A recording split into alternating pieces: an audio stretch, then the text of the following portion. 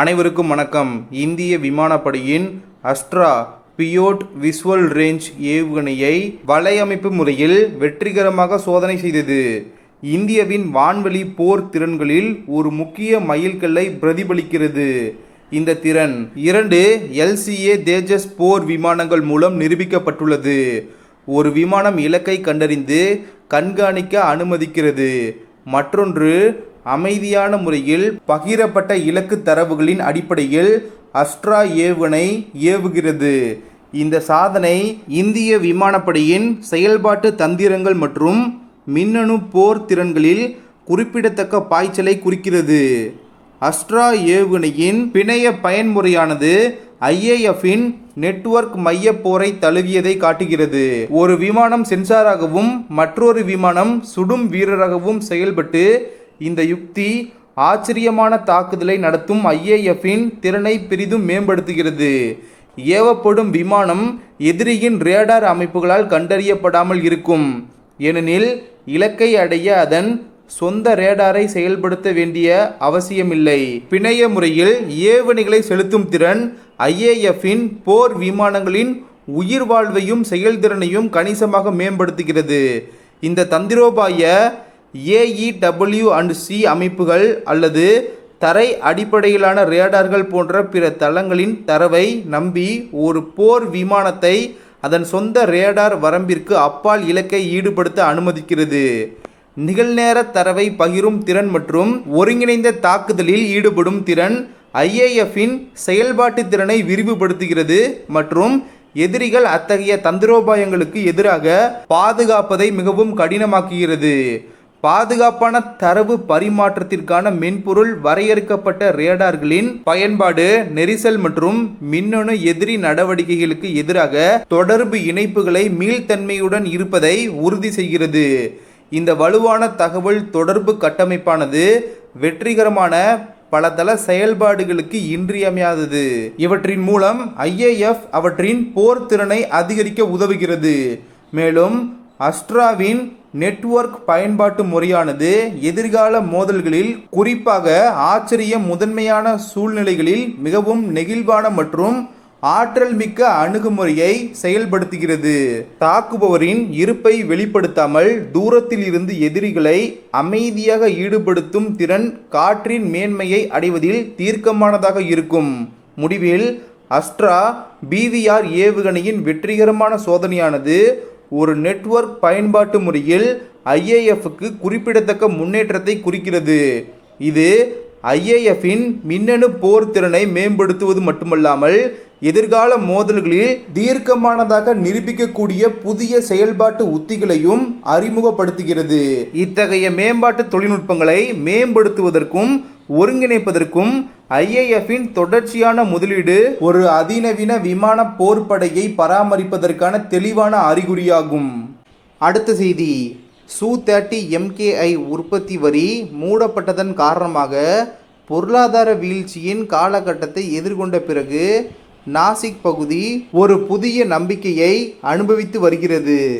நாசிக்கில் 3வது இலகுரக போர் விமானம் தேஜஸ் தயாரிப்பு வரிசையின் திறப்பு விழா இந்த ஆண்டின் பிற்பகுதியில் முதல் LCA தேஜஸ் MK-1Aவை உற்பத்தி செய்யும் என்று எதிர்பார்க்கப்படுவதோடு மட்டுமல்லாமல் உள்ளூர் பொருளாதார புத்துயிர் பெறவும் பிராந்தியத்தில் புதிய வரவேற்பை பெறவும் உள்ளது. புதிய தயாரிப்பு வரிசைக்கான இடம் நாசிக் தேர்ந்தெடுக்கப்பட்டது மூலோபாயமானது. இந்துஸ்தான் ஏரோநாட்டிக்ஸ் லிமிடெட் மற்றும் பெங்களூருவில் தற்போதுள்ள 2 LCA தேஜஸ் உற்பத்தி கோடுகள் குறிப்பிடத்தக்க அளவில் இருப்பதால் நாசிக் விரிவுபடுத்துவதற்கான இயற்கையான தேர்வாக இருந்தது. இருப்பினும் நகரத்தின் பங்கு MK-1A தயாரிப்பதற்கு அப்பாற்பட்டது. தேஜஸ் MK-2 திட்டத்திற்கு ஆதரவாக இந்த தொழில்கள் மீண்டும் உருவாக்கப்படுகின்றன என்பதை ஹால் நிர்வாகி ஒருவர் உறுதிப்படுத்தியுள்ளார். நாசிக் ஆலையானது தேஜஸ் MK-2 ஃபைட்டர் ஜெட் 2030ஆம் ஆண்டின் பிற்பகுதியில் உற்பத்தியில் இறங்கும்போது அதன் முக்கிய உற்பத்தி மையமாக மாறும். உள்ளூர் தயாரிப்புகளை மேலும் மேம்படுத்தும் விதமாக இந்திய விமானப்படையின் 12 உள்நாட்டிலேயே தயாரிக்கப்பட்ட Su-30 MKI ஜெட் விமானங்களுக்கான சமீபத்திய ஆர்டர் ஆகும். ஒவ்வொரு Su-30 MKIக்கும் தோராயமாக 6000 கூறுகள் தேவைப்படுகின்றன. இதில் குறிப்பிடத்தக்க பகுதி உள்நாட்டில் இருந்து பெறப்படும். உள்ளூர் சப்ளையர்களை மீண்டும் செயல்படுத்தவும் தேஜஸ் MK-1A மற்றும் MK-2 திட்டங்களில் அவர்களை ஒருங்கிணைக்கவும் ஹால் தீவிரமாக செயல்பட்டு வருகிறது. அடுத்த செய்தி, ரஷ்யாவில் எண்ணெய் சுத்திகரிப்பு நிலையங்கள், மின் உற்பத்தி நிலையங்கள் உள்ளிட்டவற்றை குறிவைத்து ட்ரோன்கள் மூலம் தாக்குதல் நடத்தி வருவதாக உக்ரைன் மீது குற்றம் சாட்டப்பட்டுள்ளது. ரஷ்யாவுக்கும் உக்ரைனுக்கும் இடையேயான போர் உச்சகட்டத்தை அடைந்துள்ளது.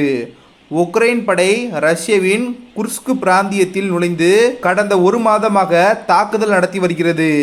இதற்கு ரஷ்யாவின் தரப்பு தகுந்த எதிர்வினையாற்றி வருகிறது. இந்த நிலையில் ரஷ்ய தலைநகர் மாஸ்கோவில் 2 ட்ரோன்கள் உட்பட 15 பிராந்தியங்களில் உக்ரைன் ஏவிய 158 ட்ரோன்களை சுட்டு வீழ்த்தியதாக ரஷ்யா தெரிவித்துள்ளது.